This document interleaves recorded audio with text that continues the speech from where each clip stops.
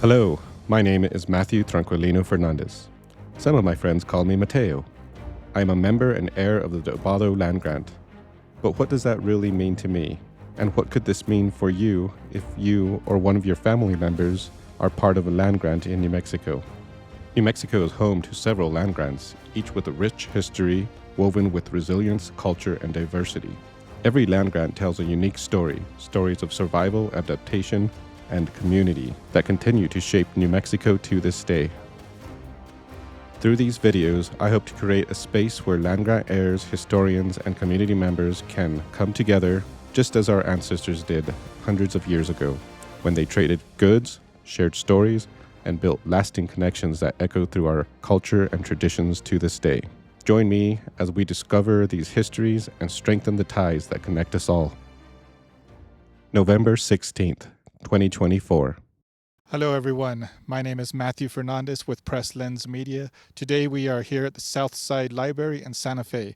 We're covering an important event focused on the Genizaro origins of the San Miguel Del Bado land grant and community. Joining us is Luis Gallegos and Clarice Romero, both members of the San Miguel Del Bado board, who will be sharing with us the history of the Genizaro people and their contribution to this region. Anyway, I'm just glad to be here and very excited to get to learn more about this topic. It's something that I think really needs to be brought forward. I think it's been kind of, a side note to history.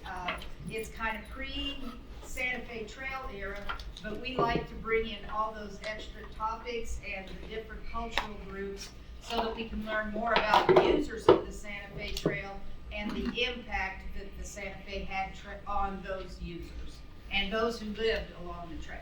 So if anybody has questions afterwards, I'll hang around. I'm glad to visit with anybody. So thank you. And interestingly enough, the word Genizaro comes from Turkish for Janissaries. It's very, very interesting.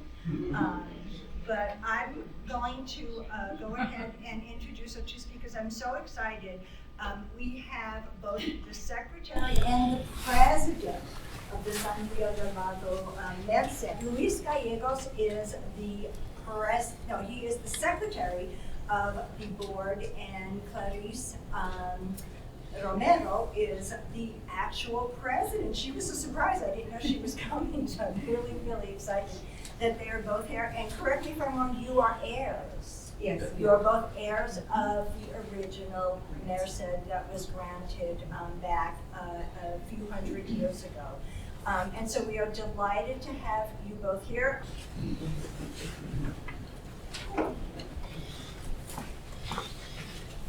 Good afternoon, caballeros y damas.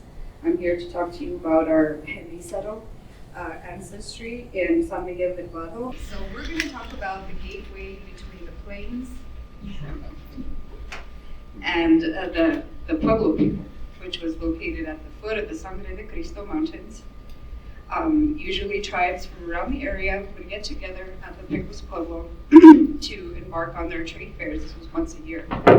And they traded goods of all kinds, but one of their most prominent commodities was people. The Plains people, for ages and eons before Europeans came, had a slave trade, which they would use to repopulate their numbers if several of them had died. They always did it to replace people. But as the Europeans came, the slave trade, and this is a picture of the the trade in Pecos. See, here's the pueblo that used to be there, the old church, and they would have the fair right in front. I don't know if you all have been to the Pecos Pueblo, but as you're approaching this side of the canyon, you can see there's like a flat plain there, and that's where all the fairs were held. As Europeans joined this fair, they were trading horses and guns for people. They traded other things, but these were huge commodities that had an impact on our civilization where we live at. So as these slave trades go on, the Spanish witnessed the killing of the women and children who are not purchased at the fair. after this, the church embarks on something called rescate, which is where you go and buy them and you put them into the Spanish community. Usually they become adopted siblings. Sometimes they're treated just as domestic servants. And this population expands in Albuquerque and Santa Fe and Santa Cruz de la Cañada. There's large groups of these Genizaro people who were formerly enslaved but are adopted into the Spanish community and can become hidalgos themselves and also by other servants. But because of this, a lot of these communities, they still were subject to the Spanish caste system. So they still kind of stratified themselves in their little societies. And one part that was ostracized kind of as the original Genizaro, they were set in the barrio de El Analco. I'm sure you guys have heard that, the San Miguel Church. The people of El Analco were made up of Mexican Indians from the Valley of Mexico and other mestizos, and the Genizaro population went to join them in El Analco in the late 1700s. They were living there. And when Santa Fe started to experience water shortages, these people applied for more arable land outside the main centers of Albuquerque, Santa Fe, and Santa Cruz de la Cañada. But there was another reason for them expanding out. Let's see.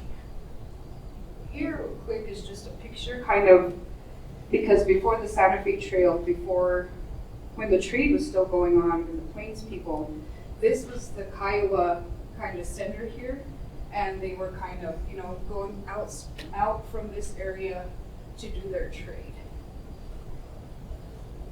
This is a photo or drawing of a Comanche family. The Comanches, who we can't really define them as like one DNA kind of tribe because they were always doing this raiding and mixing their ranks with usually people from northern Mexico, Texas, all the way around. They were all becoming part of their society. And I do want to mention the Comanche Empire, which was huge and vast. A lot of people don't like to, or don't really go into the empire, how powerful it was. Because where we were, they were basically our administrators. They say that we were under Spanish power, but the people went out there with one purpose, and that was to trade with the Comanche, because it was easier and it was cheaper than trading with the people in Chihuahua. Because the people here were, desperate for goods, living in this area, and the supplies from Chihuahua only came every 3 years. So it was really too hard and too expensive to wait to have that be a lucrative business.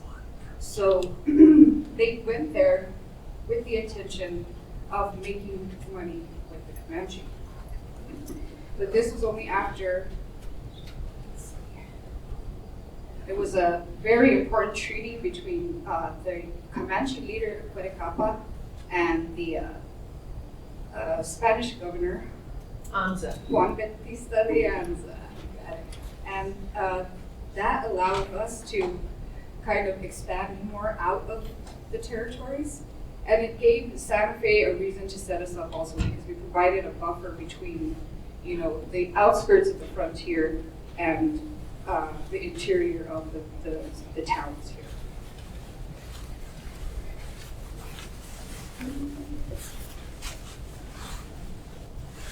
Of course, this is a little map of El Analco. El Analco means on the other side of the river. That's all it means in Nahuatl. I'm sure you've seen this. This is an old picture of our barrio in El Analco. It doesn't look like that anymore. It's very beautiful now. Is that what the state capital is at right now? Yeah.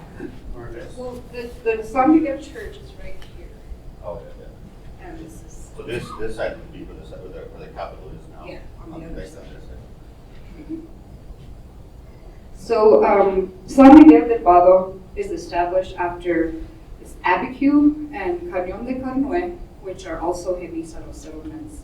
And they were very heavily, mostly all of the grantees there were called Genizaro. But in our land grant, the names are more, the nomenclature is more fluid, because in Mexico you have a really stern kind of set in stone kind of caste system that people operate on, and you could be punished for impersonating a Spaniard if you're an indigenous person. But here in New Mexico, those all went out the window. Like you'll see baptisms of the same, with the same parents, all the kids are listed, and only some of them are called Genizaro. You know, or in their next record, they'll be called Genizaro on one record they weren't. So there was a study done by Kelly Jakes did a lot of work put into this. I know she's been spoken with you before. And one of her reports says, you know, by the looks of it, it was like there were very few Genizaros in San Miguel, but with the fluid nomenclature, there's no way to really ascertain that. Okay, so I want to mention Lorenzo Marquez, who was a big comanchero and broker between these communities. He's the first person that petitioned for our land grant. And he was already kind of squatting the area and involving himself in the Pecos Pueblo. He baptized lots of children there. Baptizing kids in the tribal area was a way of creating an alliance or like a kinship between communities. So this was often done. And that's how De Vargas kind of saw it. He's the first person to use Genizaro, converted from the word Janissary, for the Turkish troops they would take other tribes that they had captured, other peoples, kind of put them in the front lines of the fight. They were very loyal and could be depended on. But let's see.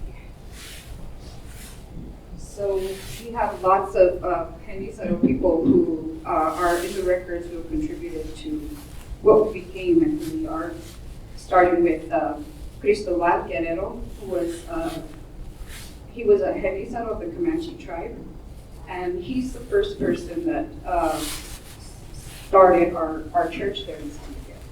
He was the one to construct the petition and submit it and get the work done to start the church. Since there was all these marriages and Comanche people living amongst the people in the community, Comanche and Apache and Kiowa, I'm sure. They say you could go into San Miguel and hear Comanche phrases mixed with Spanish, because everybody there was living as a Comanche with their goods. They dressed like them. Even Americans who passed through the area would always note that the herederos there were, they wore two braids, they wore moccasins, they hunted the same animals and had the same lifestyle. So they basically looked very similar in the park.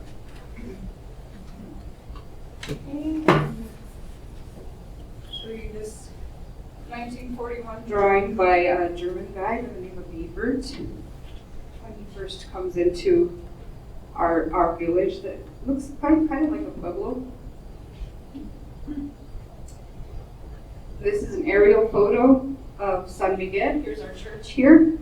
And this, can't quite see it, but it's around here. There's a road that went all around the plaza, and the Santa Fe Trail went through here, right on the side of this church here. Because this was a very, I guess, you know, in dry places you always need to be by the water. Most of our towns and villages are going to be, you know, right off the river there. Here's just a photo of that caste system, how they, you know, kind of labeled us. Like Spanish with Indian is mestizo, mestizo con español is mestizo, mestizo con española, española.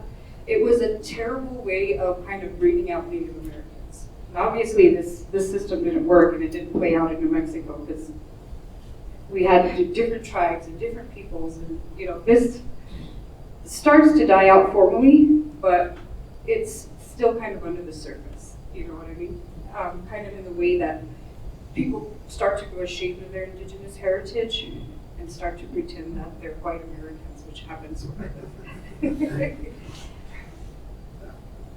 and these fluid identities, I kind of want to go into them as deeply as I can.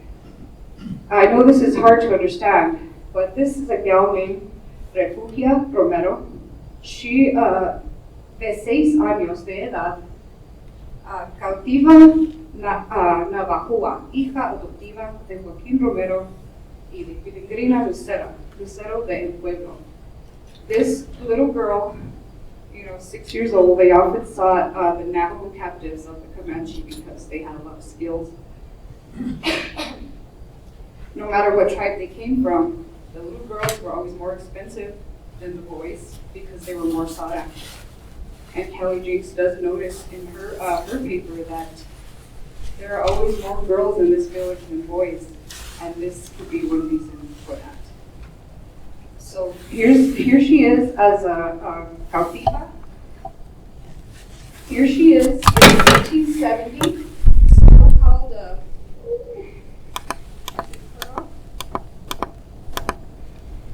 My picture is too small. Oh no, she's right here. It says domestic servant.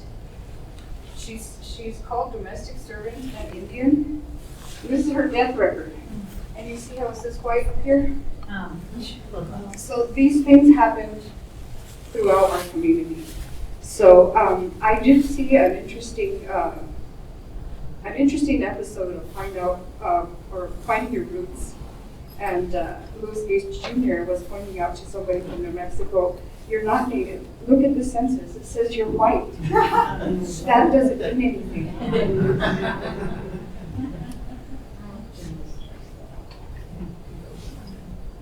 So this is a picture from 1911, I believe, of our plaza. As you can see, it's too small. You can see some kids there. But this was the Santa Fe Trail right here. Right here. Yeah. And this center is the place where the Comanche started to bring their slave trade items. They would no longer go to Pecos because it was a dying pueblo. A lot of them got sick, and many of them moved to Jemez. So it was no longer a viable trade area. But the trade was still there. People were still trading, but it was coming out of this area here in San Miguel. And the trade got so it was making so much money that the authorities in Santa Fe were getting worried that they weren't getting their cut of the tax. So they installed Presidio soldiers in San Miguel to make sure that nobody was repacking their stuff, because that's kind of what they would do. They'd kind of repack and make it a little more expensive and try to make the most money that they could. And the people in San Miguel we came from Santa Fe, but they kind of lost their ties with Santa Fe. So they were no longer, loyal to the authorities in Santa Fe. They were loyal to the Comanche.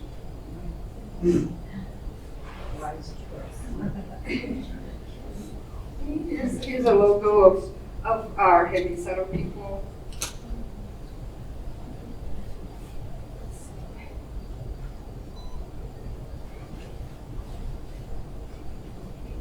Now we have to move to another part of our history where people are the Comanche don't need us no more after a while. They found the French and the English to buy guns from on the East Coast, so they don't need to come to San Miguel. The people from San Miguel have to go to them. So the Comanchero is born. People who take their goods out on the Cayula Trail, the Comanchero Trail, which becomes the Santa Fe Trail. But they go once a year. They find brokers to go out there and get the people. And then at the fairs at the Arkansas River, an American notices that as the Genizaros and people from San Miguel join the Comanches in their fiestas, you cannot tell them apart.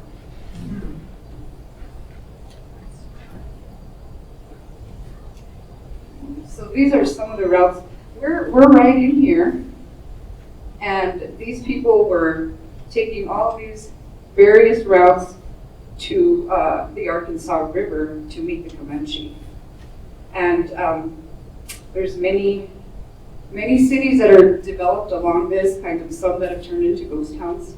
One of them I just visited last year called, they call it locally Quirique, but when I first saw it, I enunciate everything in Spanish. I said Quitaque, but I actually don't know where the word comes from and how you're supposed to enunciate it. But as you get to Palo Duro and in these areas, they have something called they call it the La Cañón de Lágrimas, canyon of tears, because they say as you pass by that canyon, you could just hear screaming and crying, because this is where they were rounding up the people and separating them. And some of these famous, here is a picture of Jose Piedad Nafoya. It's a painting that I saw in a museum in Quirique at the other end of the Comanchero Trail. And he was one of the last Comancheros, and he was getting, you weren't supposed to be doing the trade with the Comanche anymore. The US government tried hard to stop the trade. But there was times when they would give certain people licenses to still continue to do it. And then, there was more political turmoil and changes to where the brokers between the trade became the bad guys. And he is captured and tortured in order to discover who are the other people participating in this business. Another famous Comanchero, Jose Apolonio Ortiz, was one that's interviewed and asked, who else in San Miguel is a Comanchero? And he said, everybody. Jose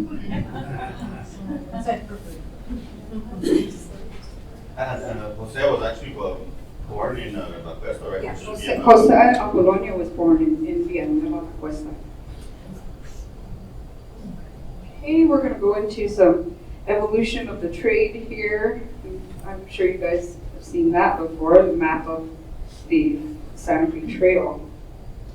But before I embark on that, I want to say a couple more things about the kinship between the Comanche and the people of San Miguel del Bado. At one point, the Spanish government tried to stop the trade completely by putting heavy taxes on it or requiring outrageous licenses that couldn't be obtained.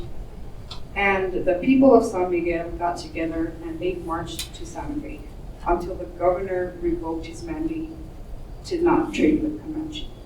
And they did this with the promise that the Comanche would be their allies if they needed to rebel against Santa Fe. Yeah.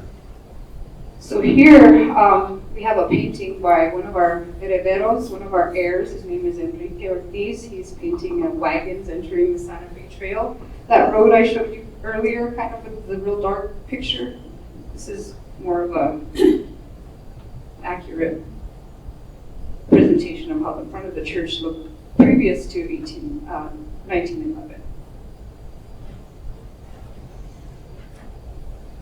Okay, and so this area, the area where we are, was always some kind of trade area. It was just an area where people liked to come gather and trade goods. And of course they traded salt, flour, these big, beautiful knives called betuques, buffalo hides, that was a big thing. Buffalo tongue was all the rage. I'm not too fond of it, but back then it was a delicacy. But as the Comanchero Trail is getting going, the Santa Fe Trail is established. William Becknell first comes into areas around San Miguel, and he expects that he's going to be killed or shot. But he didn't realize that there was a war and that Mexico had gotten its independence from Spain. And the Spanish never wanted the merchants to sell to the English or the French. So this was a big change. And the soldiers saw him and they're like, hey, is he going to kill us? But he embraces them, and they kind of do pantomime talking to each other until he gets to San Miguel, where he finds somebody to translate for him in French. There's a few Canadian fur trappers and merchants living in San Miguel that help him communicate his ideas. And of course, you know, he makes quite a bit of money and heads back home really happy, knowing that, you know, the trade is open for business.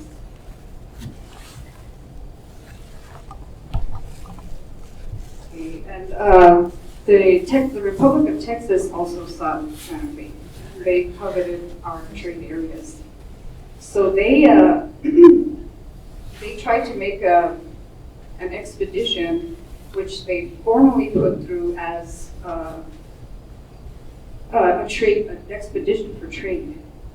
But we know from all the government documents that they were actually trying to take over Santa Fe. They came with cannons, and they were already drawing up counties and politicians to come and, you know, run the area.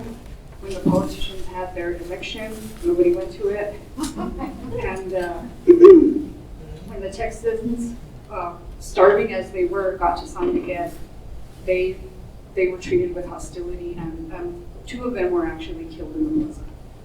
And they were surprised for some reason. They thought they were going to just go in and everybody wanted to be Texans, and it was already Texans. No. They had never heard, you know, I guess they didn't hear about us. You know, that we've been there for since the early 1500s, you know, and we're not Texans. So unfortunately, these are some artifacts that we saw in Quitaque, where they dropped these rings along the way that they were going to sell in San Miguel.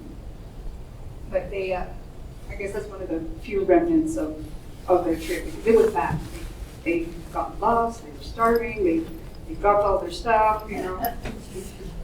So they really had no chance when they got to San Miguel. But like I say, they were surprised that, I guess in Texas they were hearing that we all wanted to be part of the Texas Republic, and that was a complete lie.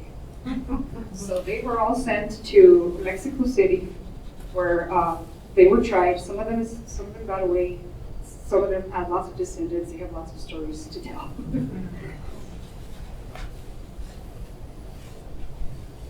Okay, so they weren't able to secure our trade locale, and the Comanche weren't able to sustain their slave trade. This was all ended by the American government to kind of, in sad ways, like Bosque Redondo. This is the army gathering up all the Navajos and Apache to escort them to Bosque Redondo. And I mention this because they were marched through San Miguel Del Bado. And their leader, called Manuelito, wrote to Spanish authorities in Santa Fe saying they've taken almost all of our women and children along the way. So they were still holding close to that idea of the slave trade, and as these people are being marched through, they're taking the girls, and there are efforts by these tribes to go back and find them. But they seem to discover that a lot of these people are hiding them somewhere, you know, until they're gone. And they do run into some, and one of the gals says she would love to go back, but she now has children here, so she can't. You know, there's other things that tie into the village, even though it was through something violent.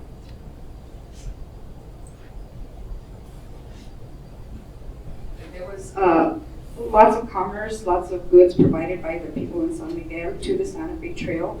As they embarked on the trail, they would need goods for the wagons mostly. They had wagon areas to get your stuff fixed, corrals for horses, hotels for places to sleep, and the Del Bados and the Riveras provided some of that.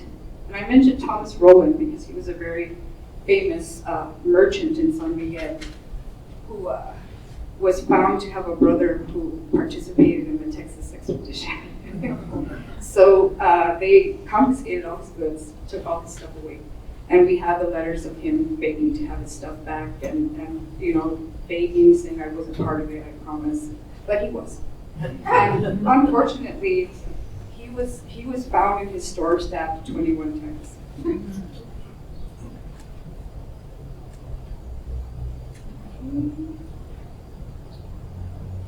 As San Miguel gets bigger and it's encouraging more of a wider world around us, the train comes in, is bringing people from everywhere.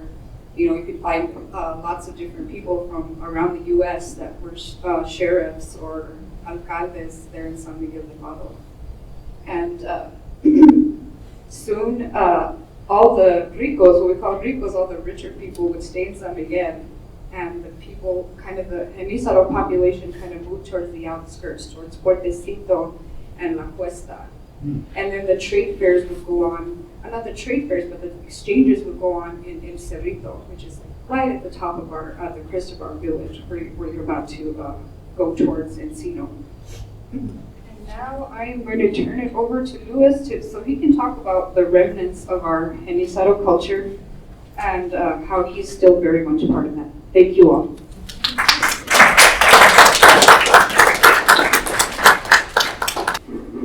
Good afternoon, everyone. So my name is Luis Gallegos. I'm a secretary of the Board of Trustees for our land grant.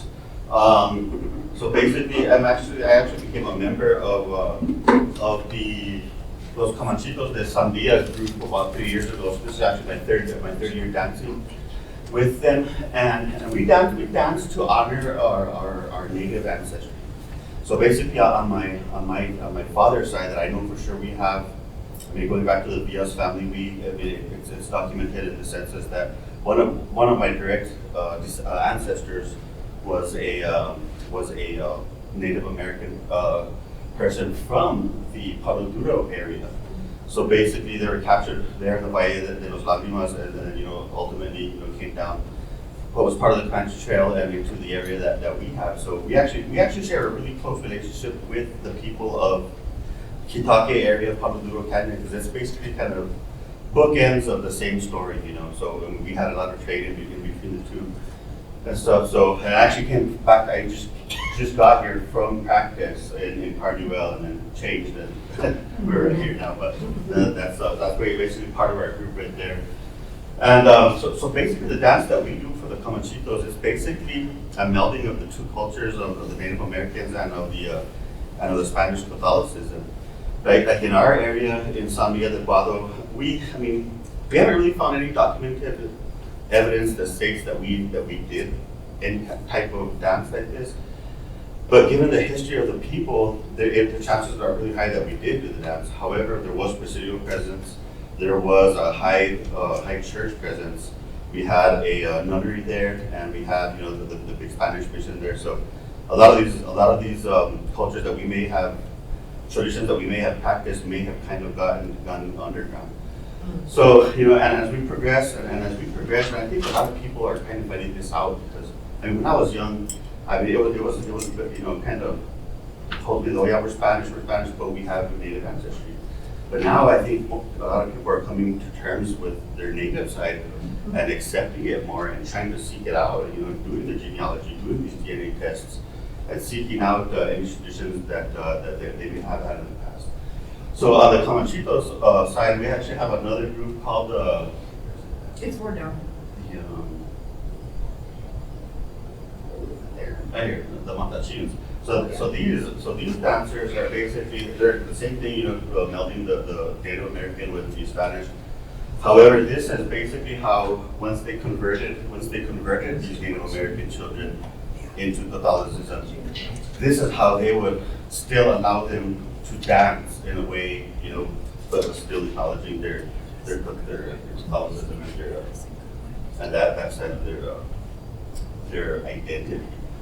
And that's the big thing with the Genizaro. It's like the state of New Mexico does recognize us through 2007. Ben Raymond introduced House Memorial Bill 40, which basically describes the whole Genizaro, all Genizaro people, and it gives us recognition.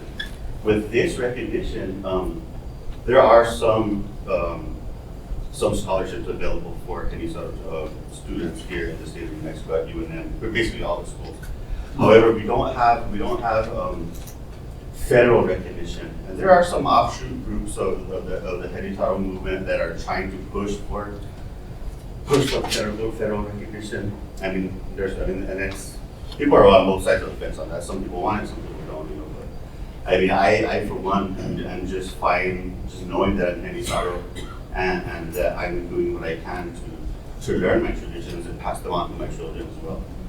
So, and then as far as like as far as the dances that we do, I mean, I think it's gotten me a little bit closer to my identity. I mean, I've always felt that, it was like, I grew up with my grandparents and I was really thrust into Catholicism. I was an altar boy growing up, and we did all the traditions that a small town does, especially in our area. But now that I realize that, I'm more Native American, I kind of want to acknowledge that more. I mean, I think if it came down to me choosing between my European ancestry and my Native American ancestry, I think I would kind of go more the Native route, just because of the fact that, these women these are probably the first missing indigenous women ever, was during this time period where they're capturing people and selling them. A lot of our ancestors they stuck to their own languages. A lot of them didn't even speak, or mute, or refused to speak. All of a sudden you're thrust into a Spanish household and growing up doing, with all these other traditions, and having children with someone who you probably didn't love in the beginning, and then all your children are just kind of growing up with a mixed identity, So it's for me, it's really brings me back to where, acknowledging that plight of our ancestors. And then us being a Genizaro village, obviously we're right smack dab in the middle of this. Well, the Santa Fe Trail came along the other established trails, but this is basically this is the 1939 aerial soil conservation core photo of our area. So the Santa Fe Trail came along here, forded the river right around here, went back around past the customs house, past the church, and all these. So these are actually ruts of the Santa Fe Trail. They're still visible today. So I think as a Spanish community, as a migrant community, I think we're a little bit more special just because of the Santa Fe Trail running through our area. And a lot of these trails are still in use today, or have been used. I mean, for example, that crossing, that was used well into, what do you think, Dave? What do you think that was the last time anybody crossed any cows or vehicles or 80s. What? 80s. In the 1980s, yeah. So, and then I think it's very important that we preserve all of this. This right here is going to be one of, we're looking at marking our Santa Fe Trail as it comes into our village. And this is one of our proposed stones that we wanted to use. I thought it was too much like a gravestone, but the gentleman that was going to do it for us, he said that he did one similar for Santa Fe Trail Association in Las Vegas. So, he said once all the lettering and all this is on there and all the designs, it will look more like a monument than the actual Santa Fe Trail is very much still alive. So, and then this is a photo of, I think this was in 1970s. This is from a gentleman named Du Bois, and this actually shows some of the ruts going up to the river crossing. And they're very pronounced then, but right now it's just all bosque. We were there the other day for our group meeting, and it's definitely you can't really see the ruts anymore, but you can see where it mainly was. And the owner of the property right now is just really interested in turning this place into like the actual house into like an Airbnb or some type of museum, and actually showcasing this crossing. So we're going to put a marker there as well. Yeah, so we're going to put a marker there as well. And I think a lot of the owners that live along the Santa Fe Trail are really on board with our efforts, because I think this will actually help with their cause. Their value for their property or in the future. And it's just good to have in our area. That's good. Is there any questions?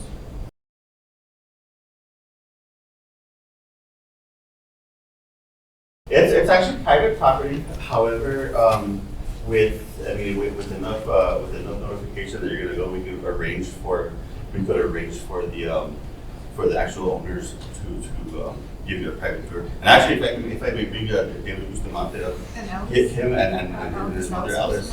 Alice was actually one of the. If it wasn't for her efforts in the 80s. None of the old buildings will still be there. Wow. Yeah, and this is Diego Bustamante. He's our treasurer for our land grant, and our heir, and a good friend. And An actual resident of San Miguel Del Bado. So we want for you to talk to us about when you first came to San Miguel Del Bado. In 1950, I came to San Miguel Del Bado because I married one of the Bustamantes from San Miguel Del Bado. And through them, I got to be what they used to call me the matrix of San Miguel because I owned almost all of it. I bought it one piece at a time, until I could get them all. And I wanted them for my sons. I had four sons and one daughter. And my daughter did not want to stay in San Miguel, so she got a house in Las. But the boys still have their properties in San Miguel. And so do I. I have one part. And my dream is to go back to San Miguel Del Bado. I want to see it restored and go back to what it was when I first came over there. Yeah. And we were all poor, we couldn't afford luxuries like that or anything. But we helped each other. We used to mud plaster our walls, poniendo cielo de manta, if you know what manta means. It was just a big piece of cloth, and they made it together to reach the same thing as they put these things over here, where they used to put manta, cielo de manta. Because the dirt used to fall in from the ceilings because there was vigas and one bites, and so there was gaps and the dirt would fall in, so they would put the ceiling. Yeah, the ceiling. Yeah, they would put like a board, like an entry board all the way, like about 2 feet from the top. Right. And they would put an entry board all the way around, and then they would put the cloth, and that would help from the dirt falling in and everything. Yeah. And the floors were mud floors. Mud floors. Later on, we made lava or cement floors. But when I lived over there, there were mud floors. And the people used to go in the summertime to go to my house and visit because it was so fresh and so cool. Because we used to sprinkle the No air conditioning. No air conditioning. But it was nice and fresh, especially to sleep at night. With the little kids, people would kill cabritos or borreguitos, and they would save the skin, saleas they called them, and they put them on the ground, and they would make the baby would sleep on it. Cow skin. They would also use cow skins for roofs. There were flat roofs and dirt on top. So when they would develop a leak, they would come and they'd take all the dirt around and move it over, put a skin on there, and then they would pour blood from the fresh kill from the animal. They would pour the blood on there to waterproof it, and then they would put the dirt back on top of it, the mud, and they would dry, and that's how they would seal the leaks on the roofs. And we had the hornos. Everybody knows about hornos, like the Indians have. And my mother-in-law and I used to bake bread, bizcochitos, little buns and all kinds of stuff. And then the chicos came after the harvest of the corn. They used to take the corn and we used to put it in the horno overnight. And then in the morning, the best taste in the world. In '82, my mother purchased all these homes, and she told me, I'm going to give you this house, and my brother, I'm going to give you this house. And my mother bought five houses, and she gave each one of us a house. So these are the homes currently owned by the Bustamante family. So this one was right here before, right? And then you guys sold this one? No, that's the one they're still on. Okay. Show them the church. So then this right here is gonna be Veronica's, right? Yeah. And then the territorial house right here is your brother's. Yeah. And then this is yours, and then there's this other building right here. So they own pretty much about half of the historical buildings left in the village. But of course you did And it they with also- intentions to restore. Kelly Jenkins did an archaeological study on the property. And that's in the corner. If you look up on historical district, San Miguel Del Bado Historical District, you can see Kelly Jenkins' dissertation, and she has the map, and they think there was 21 test sites where she dug, and she got all the artifacts and everything that were found. There's marbles, there's buttons from vestments, there's all kinds of different pottery.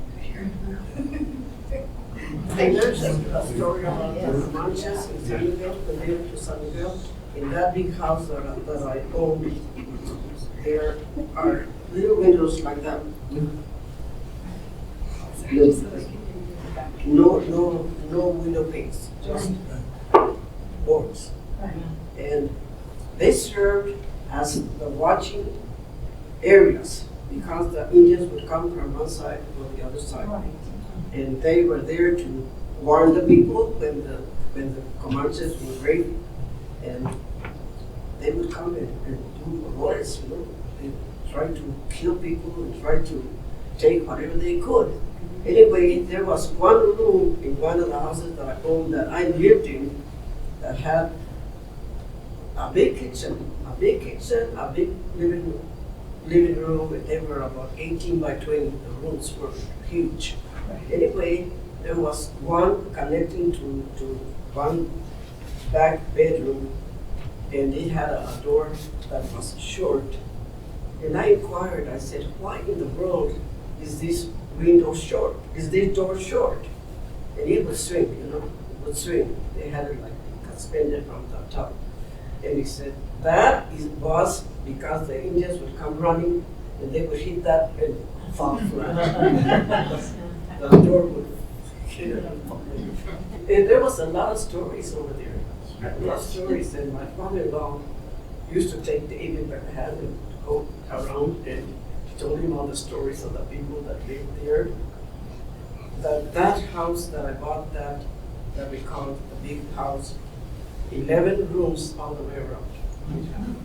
That was, they call it the territorial house. Yeah, And that was the territorial customs house when they crossed the San Diego Trail, we would stop here and they would get right in there, coming across and everything. Yeah, because the trail would narrow down to one wagon. And they would cross the river and they'd come across and they would stop there at that house in the back and they would unload their stuff and then they would move on to the plaza. And San Miguel also had two plazas. There was a plaza where now there's a health clinic center there now. But that was the original San Miguel plaza. And then behind the church was the second plaza. That's where all the people that were coming in the wagon train would go and stay overnight. There was a livery stable there. And that's where the first La Honda Hotel was at. It was in San Miguel Valley. We also had a house in the corner of one of our properties that they called the Guaras Blancas. Used to have their meetings there. Yeah. They would also go to San Miguel. But they had a hanging tree. They had a hanging tree right where the clinic stands. They had a hanging tree. That's my father-in-law used to tell me about that. And when they got into a lot of trouble or whatever, they would prosecute them and they would hang them from that tree. They also had a big hole with sticks and brush on top of it. And the soldiers or the Indians would come in rushing, they had that, they were following that big hole. They made a hole right in the middle of the road, right in the middle of the road. Because, and sometimes even about maybe 5 years ago, the floods would empty that. And there was that, they used to cross from one side of Plaza to the other. We have a project going on in San Miguel Del Bado, a museum. And I was told the story from my aunt. My grandfather was also a board member of the San Miguel Del Bado board, and he was like a judge, like an aguacit, you know. And every time something would happen, they would call him to go witness the witnesses. So there was a gentleman there, San Miguel, that was supposedly the richest man in San Miguel County, and he passed away. He had a big ranch on top of Romesa. So they brought in all his cattle, all his horses. The whole plaza of San Miguel was filled with livestock. And when his family went to move the grandmother, to take her with them to California, they couldn't find the money. They knew that the man had a bunch of money and they couldn't find the money. So they started moving all the stuff out. And when they got to the bedroom bed, it was a brass bed. And they couldn't lift it. So they took off the caps and they turned it upside down. There was ounces of gold, there was gold bars, because it was full of money. That's where the stash was at. Just in the gold bars in the floors that went across. And then they gave the bed to my grandfather. With money? Without the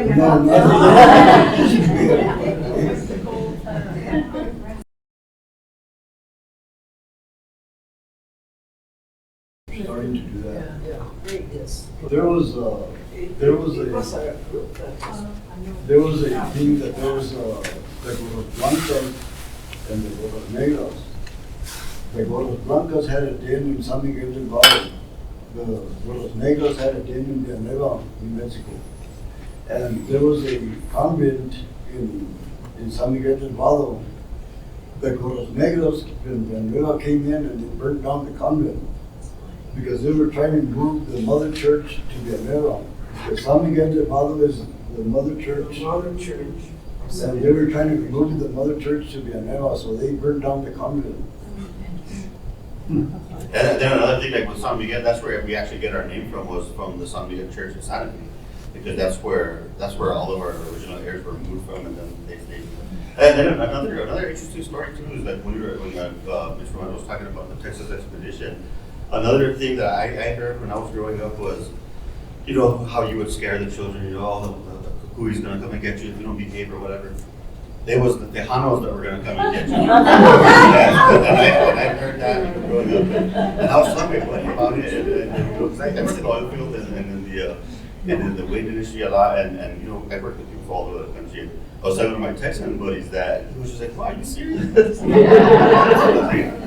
like, "Well, you guys are okay." I was born in San Jose, and it's next to San Miguel.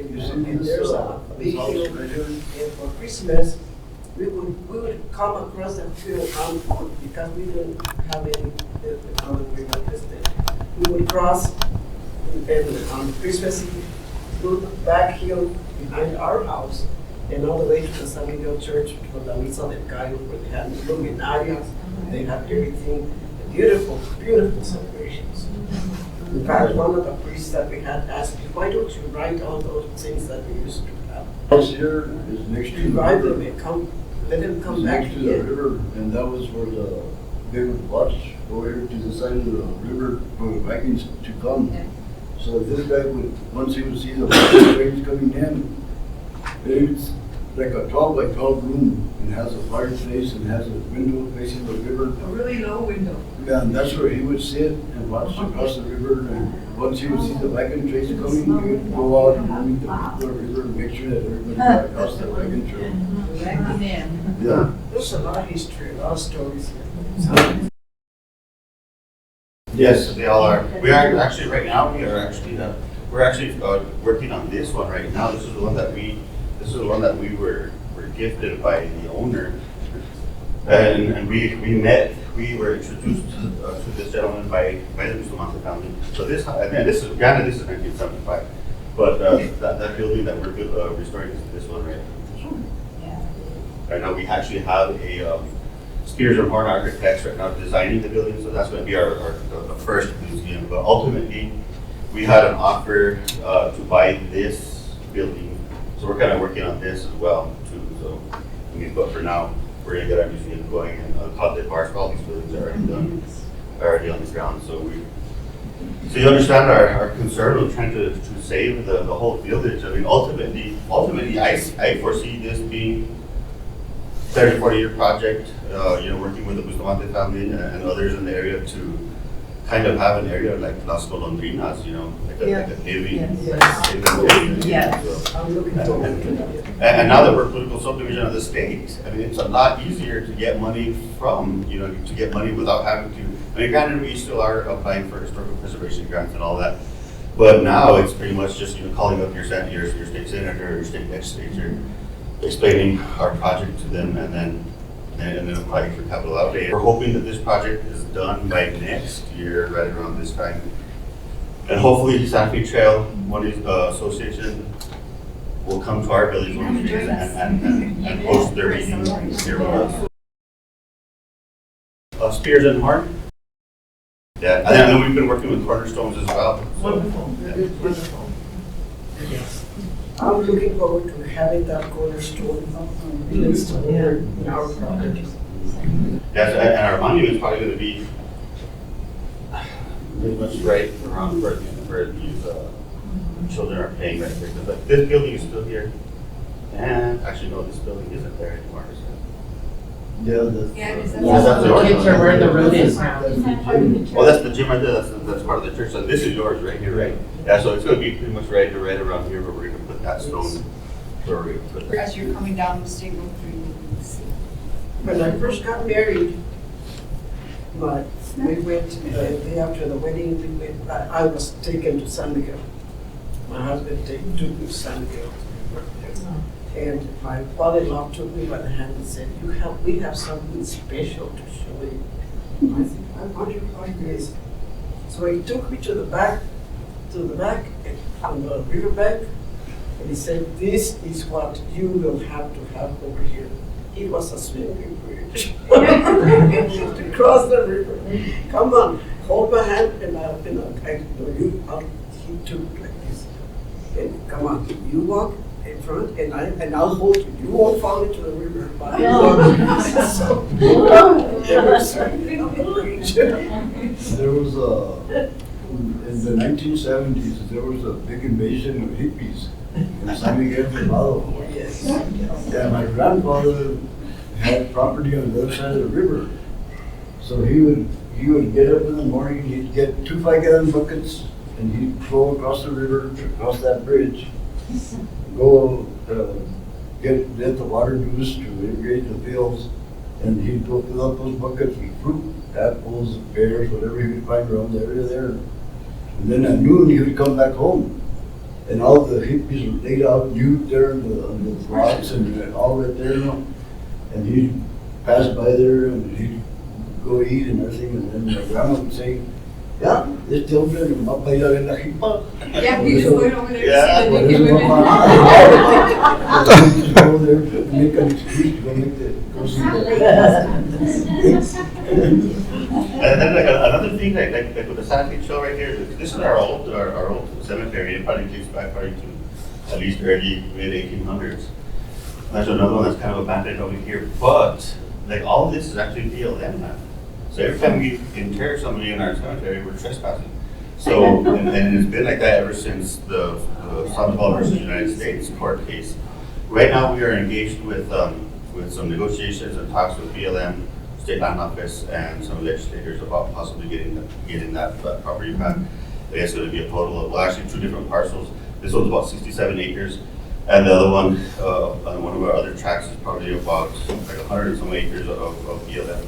But if we do get that as part of our 9 grand, then definitely we're going to try to figure out a way to capitalize on the Santa Fe Trail and preserve it and market it, have it for everybody to enjoy, and ultimately grow our cemetery a little bit more than what it is now, because we're going to be really on the road. Louis, when Dr. Kelly James did her presentation about her archaeological work at San Miguel Del Bado, she really clarified that it wasn't just a place that the Santa Fe traders crossed the river and just kind of kept going, that it really was a hub for the Santa Fe Trail. When they got there, they would spend several days there foraging, getting supplies, getting food, and I think a lot of people that have read about the Santa Fe Trail, that's the first point when you get into New Mexico, you get into foreign territory, and the Presidio was there, but it was actually a very, very important stopping point, not just a crossing of the Pecos River. It was a place where they really kind of like regrouped, got food, they spent a few days there and then would move on. And I think that that's a really important point to emphasize, that people don't realize what an important hub it was after traveling a great distance, that this was a really important stopping point, not just a river crossing. And that a lot of people think that that's all it was a river crossing. But you figure you had two river crossings back to back. You had this one, and then about 2 miles upriver, you had another one in San Jose at Del Bado. So it was. They had Sarah was on it. Piedra Lisa, they used to call it, because I was from San Jose. Oh. They had going down to Malachi, what they call it. They had that small rock like that. It's still there. And it was, Tell them about my uncle. One of my uncles, there was San Jose didn't have very many wells. Like some of you guys also had several artesian wells that people would get their water source from. And San Jose was one of the places that didn't have wells. So they had a person that would go to the river every day, fill up 55-gallon barrels with water from inside the water from the river, and he would go to the whole town, stop at everybody's house. Do you need some water, sir? How much water do you need? And he would move on. But my uncle, he was one of the persons that did that. He was in the 4th grade when he got pulled out of school to haul water for the people. I used to go help him. He'd get the horses and the wagon and the rat in the river, and we would fill the barrels. And then I used to go help him. What river is that? Pecos River. And we actually lived off the land. Yes, because we grew all our vegetables, all our fruits. We canned, we dried, we did all that because we learned to live off the land. My grandfather had an old house, adobe house, and we would pull in there. And he had a chest, wooden chest, and he would get apples, and he would wrap them in newspaper. He would put sand in there first, and then put a layer of apples. Then he'd put more sand, more, and he would go all the way to the top. And he had fruit all year long. He would just go, he would tell us, just go back there and go bring us a few apples. And he'd go there and wrap them, put them in the bucket and take them inside. So he had fruit year round. At the turn of the century, when I was teaching at the Valley School, and they said that it was going to be the end of the world. And all the kids were scared. And they came to me, teacher, is it true that the world is going to end because we're going to all burn? I said, don't listen to those stories. Those are the stories that people are trying to frighten you. And if anything were to happen, I said, you don't have to worry. We have the river to get water. We have lamps with kerosene and destined to burn for lights. And we have stove and wood to make food. You don't have to worry about it. And also, like our land grant has been supporting a lot of efforts to get more property along the headwaters of the Pecos River, along the old Terrero mine area. So we're supporting a lot of that legislation. You know, we actually passed a resolution with our land grant this past meeting. So the efforts to protect the watershed from And the water table here is really high because, I mean, like back in like at the time of when it was like a really bustling town, almost every single building had a hand dug well in front of it. the house that we're restoring has an original well spill, and there's still water in it. Back in the early 90s, a sinkhole occurred right here, right along the State Highway 3.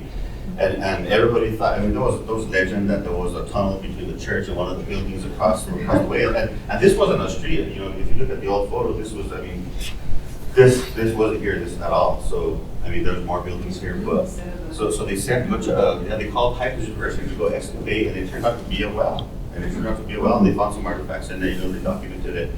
Ultimately filled it back with gravel and then reestablished the road. The people used to make pockets inside the wells, in the walls of the wells. That's where they stored their meat and stuff that was so bad. They was That was their refrigerator. Yeah. Yes. We have that in the property that I had there in San Miguel. And our weddings were beautiful. We have people from everywhere. We bring roast ovens and make bizcochitos and make all kinds of goodies and everything else. And we have musicians not with electric guitars. They have their own banjos that they have their guitars and everything, and they could sing good. And we used to dance and all kinds of balls and paños and, you know, with handkerchiefs tied from one couple to the other. And, you know, it was beautiful. And when the funerals, a person would die, and everybody would help the family.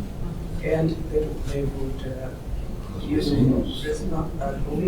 they were not taken to the mortuary. They made their own coffins. My father was one of the persons that was a good carpenter, and he used to make coffins for almost everybody like that. And they used to have the groceries and all that in the house of the people. And everybody would bring something to help them out. We were very, very close people, very close, they were very helpful to each other. Go ahead. I think your family is a treasure. What I'm loving to hear about this history, I've been there to visit because it's just a very beautiful place. I just would drive out there, wander around. I didn't know you guys were doing all this. I'm thrilled. And I think there's a hunger in our country, all across the country, to find stuff out, to realize we're all connected. Thank you for this. Yes. It's going to be big. It's going to be very, very big. Well, we've been hosting some tours. I mean, we don't actually have a set schedule of tours, but I think that's something I love it. we probably do like a quarterly tour. I know the ones that we've been doing it here with Santa Fe Trail Association. Although we did have a fall last time. Yeah. Oh yeah, that's right. That's right. We had a really nice field trip there. But once construction starts, it's going to be Which I missed. But it'll be I really picked it up. yeah. I guess, thank you everybody for being here. No, I want to thank you. This was so fascinating.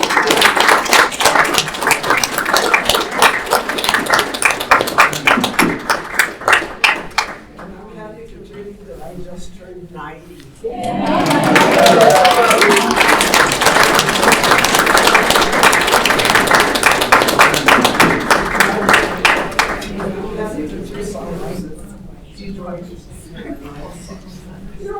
Hey, we just have to name that museum after you.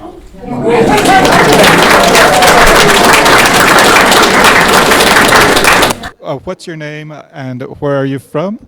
My name is Mike Najowski. I'm a Santa Fe, New Mexico resident. I'm a member of the Santa Fe Trail Association, the National Association, as well as the End of the Trail chapter of the Santa Fe Trail Association. There's 12 chapters for the whole association, from Franklin, Missouri to Santa Fe.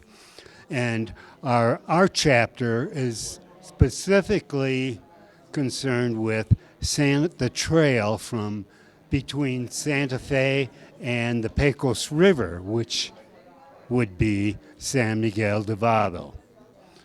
I've been to San Jose Del Bado probably half a dozen times over the last 20 years, I had not had any contact with any current people who can trace their ancestry through the Genizaros, although there is, which is, I think, fantastic.